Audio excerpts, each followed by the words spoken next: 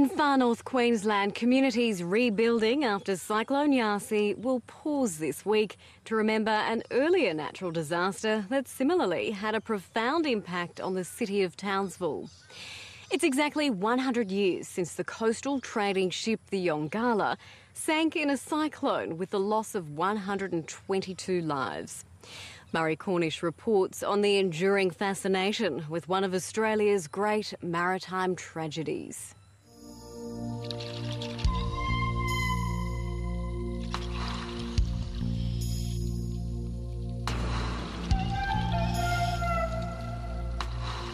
Shipping was the lifeblood of North Queensland. They were just people that were going about their normal, everyday lives. They didn't want to talk about it. They just wanted to sweep it under the carpet.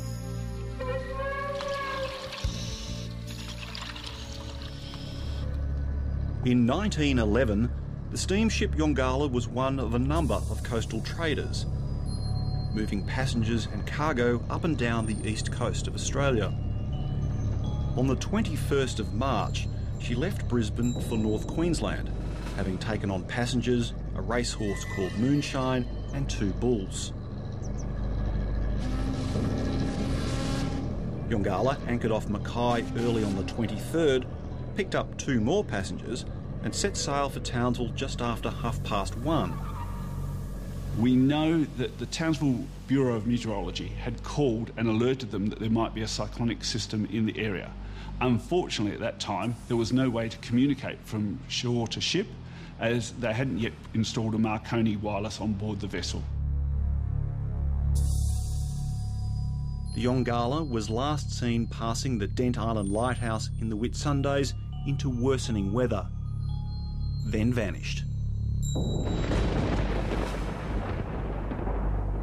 There were 122 people on board.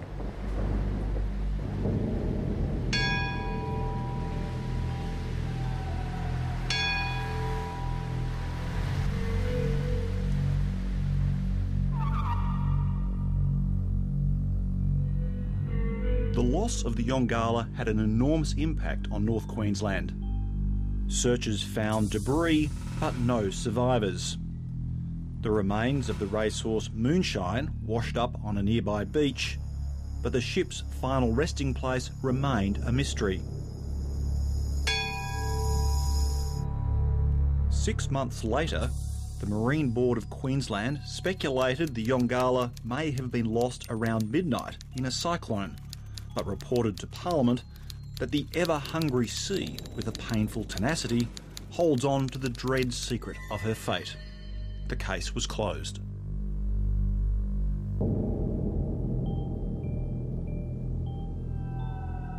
In 1911, Townsville had a population of only 15,000 people.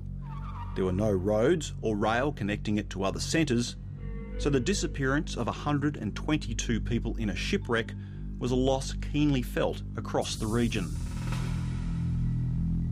Townsville was, in around that time, was a real frontiery town. It was basically a town that was established for servicing the inland goldfields as well as the cattle industry inland from Townsville. So really the key to Townsville was its port.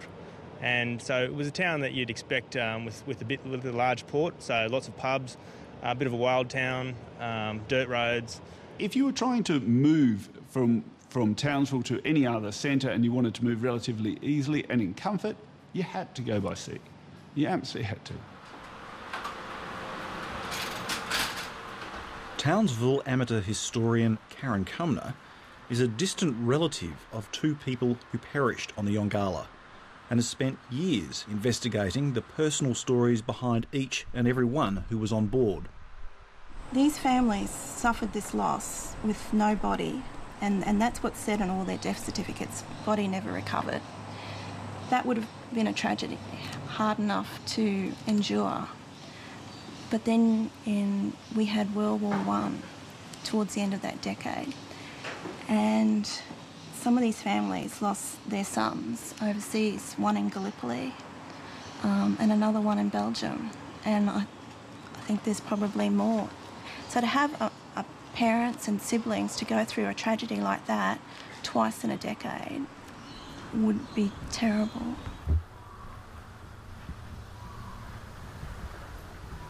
We don't talk about that. And they were the total words that my grandmother gave me, and never filled in any details since that day. But I can only guess that they just wanted to sweep it under the carpet, that they didn't want to talk about it. Mum and Dad never spoke about it. That's, the next generation down. And I couldn't pressure them for much info on it either. I don't really know why it wasn't talked about. It's puzzling. I think there was a lot... Well, my father was the youngest and he was only 20 when it happened. So I think that had a pretty severe impact on him. And to be quite truthful, he never talked much about it at all.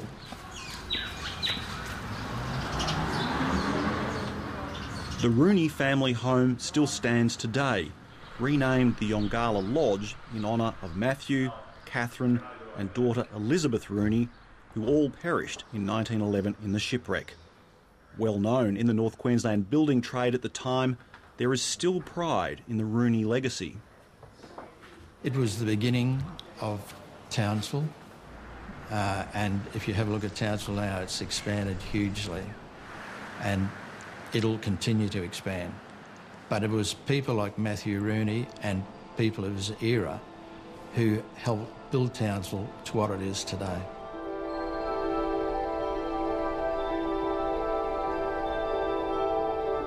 The Yongala sank the year before the Titanic, and her final resting place remained a mystery through 2 world wars. Several people claimed to know where it was, but it wasn't until 1958 a salvager called Bill Kirkpatrick spent weeks towing a dragline around the ocean to the south of Townsville and hooked onto something solid. He recruited a team of local scuba divers to check his discovery. Don McMillan was one of the first into the water. And it was obviously the ship, and by that time all the timber upper works of the ship, the bridge and that had all long gone. And in fact, just about everything that was made of wood was gone. There was no sign of the lifeboats. And there was rubble lying all over everything quite deep, and marine growth over everything also. What McMillan was looking at was a 111-metre-long steel-hulled shipwreck. Lying on her starboard side in the shipping channel, pointing roughly north towards Townsville. The wreck was resting on sand in 30 metres of water, with the upper edge of her hull just 14 metres below the surface. But the dive team knew they would need incontrovertible proof that it was the Yongala, and retrieved the ship's safe. So we gave an up signal and we lifted it up out of the cabin, but then it was dragging along the top of the wreck and it fell down another hole, and the cable caught in the angle between 2 steel girders and jammed there. And by this time we were so fired up, Noel Cook and myself, that we were going to get this safe no matter what. We didn't care anything more about safety precautions or anything else. We just went mad. And Noel got underneath the safe and heaved, and I straddled it across the V at the top and with my hands on the cable. And Noel heaved, I pulled, we gave the up signal, the winch ran and the Australia rolled, and it was whipped out of the hole. And I found myself swinging along like Tarzan. Anyhow, they hoisted the safe up and parked it on the hatched cover. The safe was opened back in Townsville, but after almost 50 years on the bottom, it contained nothing but sludge. A locking bolt with a serial number on it was hacked off and handed to police. It matched the ship's original specifications.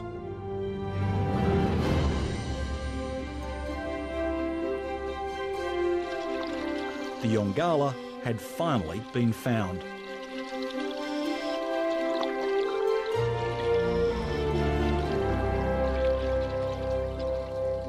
We got letters from relatives of the people that had gone missing in the Yongala, thanking us for having solved the mystery of what happened to their relatives, and created a lot of interest. We were very close to the shipping lanes there. Passing ships used to lower their flags to half-mast in salute as they sailed past, and aircraft used to divert to fly overhead and give the passengers a look. But the discovery drew another form of attention. Salvagers raided the wreck for anything of value. A second safe, thought to be the ship's main safe, vanished. Somebody else got it. After we went, the unknown parties have raided the wreck. They took the screw and possibly other things too. The Museum of Tropical Queensland jealously protects a collection of artefacts, including portholes, a beautifully restored fob watch, and other reminders of life at the beginning of the 1900s.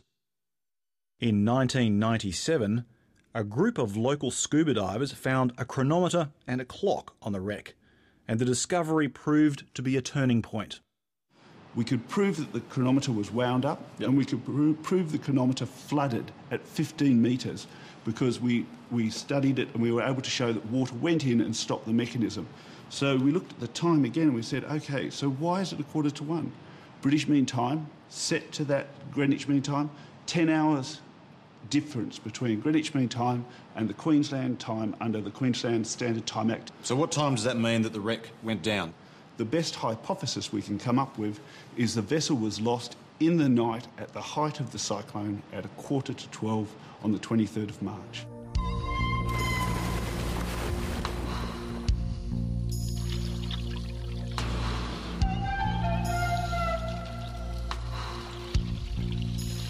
Yongala is now rated as one of the top 10 dive sites in the world, attracting almost 8,000 visitors a year. Lying alone on a sand plain 20 kilometres from the nearest coral reef, the wreck has become its own ecosystem. It's covered in coral growth and home to hundreds of species of fish, turtles and sharks.